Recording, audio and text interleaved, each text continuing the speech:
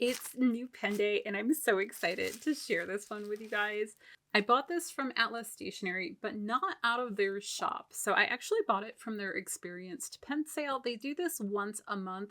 These are not really used pens per se. What happened is somebody will buy them and for whatever reason, they may return them, or when they're doing their quality checks, there may be something about the pen that doesn't quite meet their standards. And instead of sending those pens back to the manufacturer, they offer them at a discounted price on a live sale that they'll do on their Discord server. And these are deeply discounted pens. It all depends on what's going on with the pen, how discounted. This particular pen, I think, was around 23% off. Instead of paying standard price is $208, I want to say, which the manufacturer price is a little higher. And the price I picked it up for was $160. So I will actually try and link the Discord server down below for you guys. It's a great way to pick up a pen that is in either new or almost new condition. Incidentally, I love this postcard. I'm actually saving this to put in the front of my planner for this next year. These always ship really fast. After the sale, you have to contact Hollywood, who is their pen aficionado for the sale. I will also link one of the live sales down here because they are on YouTube. You just can't purchase through YouTube. So it is a Pilot pen. I adore my Pilot pens. And so I knew I wanted to get another one. It is a Pilot Falcon. And it is black with a rhodium finish. And it's fine. Gosh, look at how pretty that is. So it's silver. Some of these come in gold. You can get a couple of different colors. I think this is the resin one. There is also a metal one. But look at how pretty the packaging is. Pilot's packaging is always very simplistic and just elegant. And I love that you have this see-through part on the front so you can always see your pen if you want to keep it in these cases. It does have kind of a leather finish to the outside box, but I'm sure it's not actually leather. So let's pull you out. So it comes like that. Oh. I guess I could have just pulled this part out. And in here, we also have a cartridge. This is one of their blue inks. Not sure if it's the high-end blue ink or the other, but I really like their ink in general. And then we get, of course, our little, user and care guide in here. And this will tell you, how to ink your pen, what to do, how it all works, how to clean it, and things like that. And you can get some of these pens as ballpoints if you prefer that and you're into the high-end pens and want to spend that amount on a ballpoint pen. So let's take you the rest of the way out. It's a very lightweight pen here. And like many Japanese things, it has a ton of detail to it. Now, it does feel like there's something here. Like I might need to do a little cleaning here because I can feel some stickiness on there. Now, when they do this experience pen sales, they do list any problems, and I don't remember any issues being listed with that. That doesn't guarantee that there's not an issue with it, but they do try to be as transparent as possible about that. So I'll take this and clean this up before the end of the video to show you. It has a very nice, just flat end finial here on this end. It is silver to match the finish of the pen. We have a really nice clip here. I love the facets that it has. So pretty. And then we have an ornate ring here in the middle. So it's a very thin silver band and then this thicker ring there. And then this end just kind of, there's a slight taper here. You have a ring on this end and then a flat end over here. So the really unique thing about this particular pen is really in the nib itself. So let's take a look at that. So it does have a screw-on cap, just as an FYI. And here is your nib. You'll notice it's very different than other nibs. It's very uniquely shaped, and just like even the feed looks different. It's something that is really unique to this particular pen. So this one, I believe these are 14 karat nibs. Let me see here. Yes, 14 karat. And this is actually a soft fine, which I'm super excited about being able to get. It's really hard to get the soft nibs here in the States. It has a little bit more flex to it, though it's not a flex nib, is my understanding. And then inside here, we should have our converter right there. So this converter I like less than the one that's in my Pilot 74. It does look like I just need to clean everything out before we ink it up.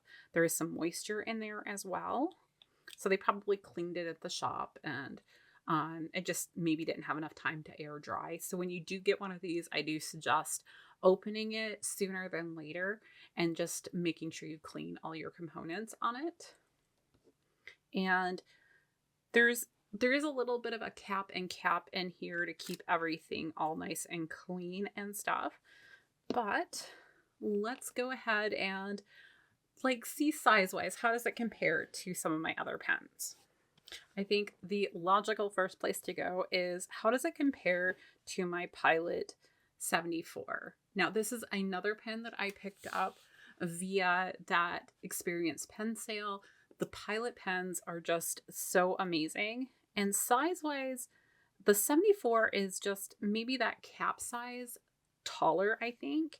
But otherwise, they're pretty comparable in size and I would say weight as well. So if you like the 74, but you want the flatter ends and that unique nib, you might try and pick one of these up. As far as other pens that might give you an idea, let's see. We have, this is a Pilot Vanishing Point next to it. So again, pretty similar in size. The Vanishing Point is just a tad taller. And because I feel like it's a standard pen that a lot of people have in their collection, this is a TWSBI. This is the Diamond 580, I think it is, or 480? 580.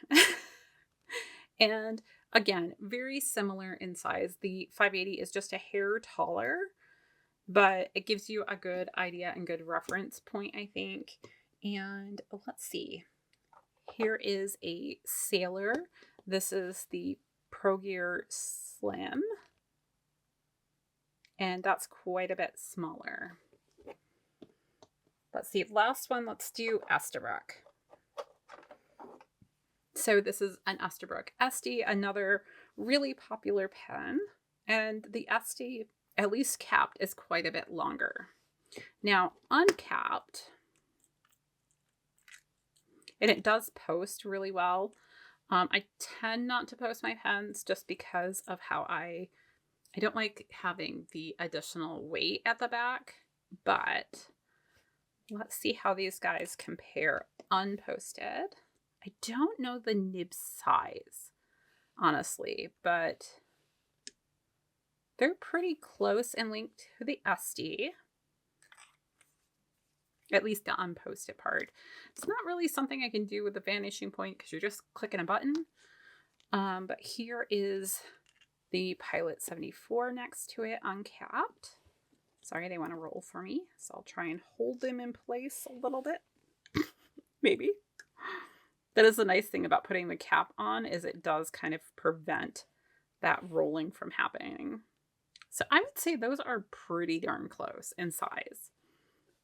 And I adore this pen. It's my favorite pen. It does have a converter that I like better than the one that's in here. This one, I think it's the same one that's in the Vanishing Point or similar enough. And then TWSBI uncapped. Don't run away. So shorter than the TWSBI uncapped. So, and then we know it's going to be shorter than the Pro Gear Slim. All right, guys, I thought I would show you how I actually fill these Pilot converters because they're really tricky. They're really hard to fill. They don't really get a good suction, I feel like. So I actually use a syringe to fill these, which is going to sound really weird, but I get a better fill that way. So I think I'm going to use Diamine's Writer's Blood right now. I know it's a good ink. I've never had any problems with it. So, and it feels like a good color for fall. So I'm just going to pull up a little bit into the syringe. We don't need a ton. And I'm going to put my lid back on because we all know my tendency to spill things. And then essentially what I do is I will fill up this little area just a little bit. And then I will pull the plunger down. So then I have that area clear again. See it there? See if it'll focus. Maybe. There we go. So essentially I'm just filling this little part up here and then I'm pulling the plunger down. And that tends to give me a really good fill. And because, you know, I like to change my inks, that's a pretty decent fill for me. So then what I tend to do is I'll, load it in and then I push it just a little bit in the other direction to get it flowing into, I see a little droplet of water, sorry. To get it flowing in the other direction and kind of priming that nib to work. This is just me being impatient. I mean, you don't have to do this part. The ink will work its way down. It's just, I find it goes faster this way. So I know the ink's going to come out here. Or at least I believe it is. There we go. I just saw a little bit come out right there, which tells me we're right where we want to be. Maybe just a tad more ink there. See a little bubble of water actually there. And you can really see how this nib is different, how it kind of bulges out almost a little there at the end. So I'm intrigued at how this is going to work, like how it's going to feel writing and all of that. Normally I would have let this dry for a full day before I wrote with it, but I'm too impatient right now. That's the honest truth. Like I waited weeks to open it and now I'm like, okay, it's open, let's work. So let me just grab out a pad here. Now that we have everything inked up, I did also want to show you that I just, used a little soap and water on here and I was able to clean up whatever that residue was.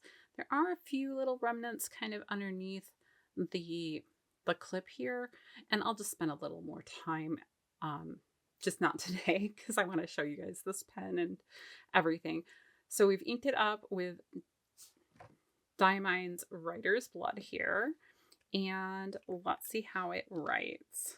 Now, I did want to pay particular attention to the nib because these are very unique nibs, which is what makes this pen so special. So even though they're not a flex nib, they are designed in such a way that they do flex somewhat more than like your typical pen would and everything. And being a rhodium plated gold pen also gives it a little bit more of that flexibility and softness that you expect from a Pilot pen. So, there we go. Okay. So we'll just do a little bit of writing. This is a fine, so it is going to be rather small. It might even feel a little scratchy to some, but it is not scratchy. We just want it to focus there.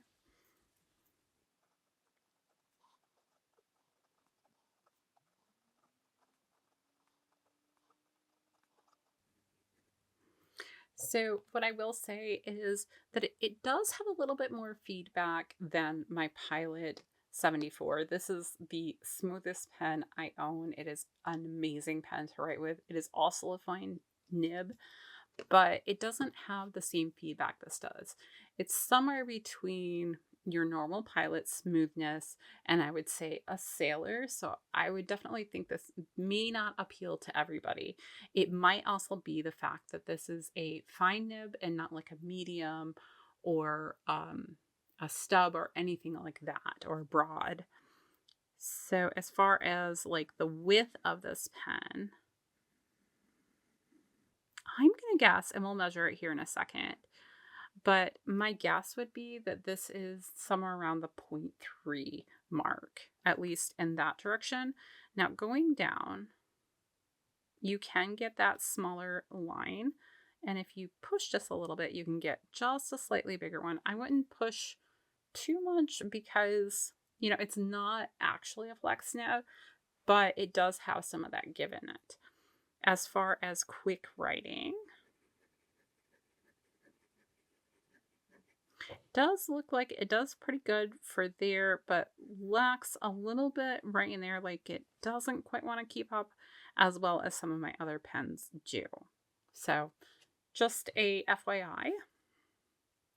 What else should we do? Oh, reverse writing. Can we do reverse writing with this teeny tiny nib?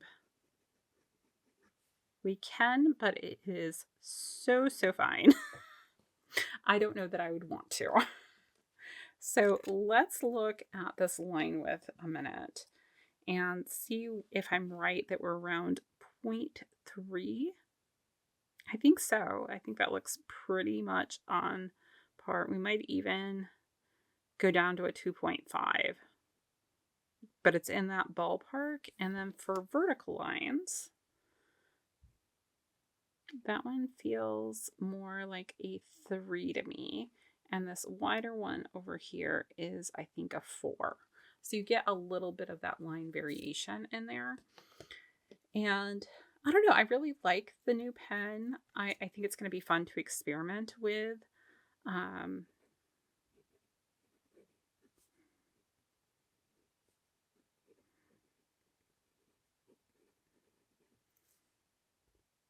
Let's see.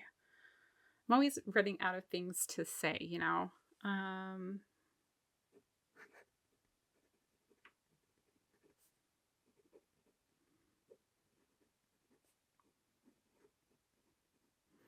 Do you think I'm going to enjoy this?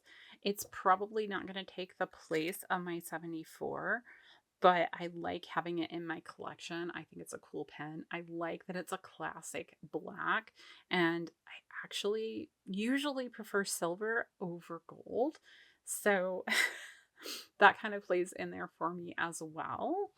But if you were thinking about getting a Pilot Falcon, there you go, with a little bit of a preview of what they look like, what they feel like, and everything. I will say, if this is a pen that you were contemplating getting, now this wouldn't give you the same flexibility that you get with this nib, but it has a similar feel to it to me. And that is the Pilot penmanship. This is just a $10 pen. I think I've only seen them at Jet Pens, to be honest, and they come in like this color in a clear. And for a $10 pen, they write amazing and they help you with your grip and various other things. But this nib, I would say, has a similar size and feel to it to me. It's not going to have the variation, like I said, and the feed maybe keeps up a little bit better. I wonder why this one is so smooth in comparison. It's interesting to me. Anyhow, I suspect that might have to have something to do with, you know, how the feed goes. But this one feels very similar, has a similar size point, and it's only $10.